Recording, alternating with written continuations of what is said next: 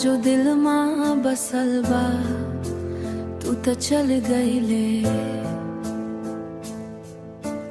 बाकिर हम आजो ही ठाम रुक बनी। तोहर हंसी दिलवा जित लिहल, आज है हंसी हमसे छीन लिहल। तोहर साथे सपना सजनी, सब सपना आज टूट गईनी।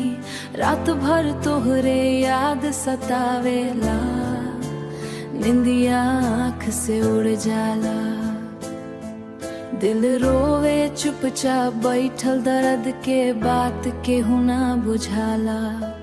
तोहर बिना जिंदगी सुन्न हो गई, दिलवा टूट के चूर हो गई। काहे छोड़ गईला ए सजनी, हम तो आजो तोहरे होई।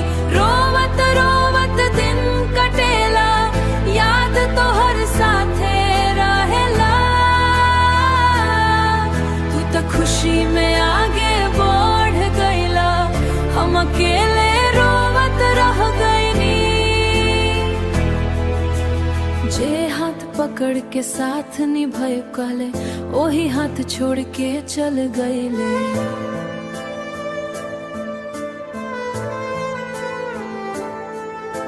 जे आँख कहत रहली कभी ना छोड़ब, आज आँख हमसे फेर गईले।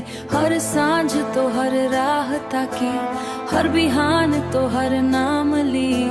तू ना आइला फिर मुड़ के, हम टूटल दिल ले जी। भगवान से बस एक बात पूछी, सच्चा माया के सजा का है। दिल देवे वाला हर जाला, छूट बुलाइया जीत जाला का है। तोहर बिना जिंदगी सुन्न हो गई, सपना सब राख हो गई। अगर कब हूँ याद आवी हमार, एक बेर मुड़ के देखी हो।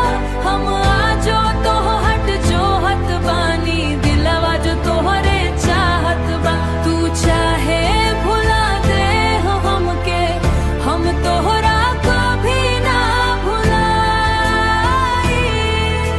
साचो माया कभी मरेला ना,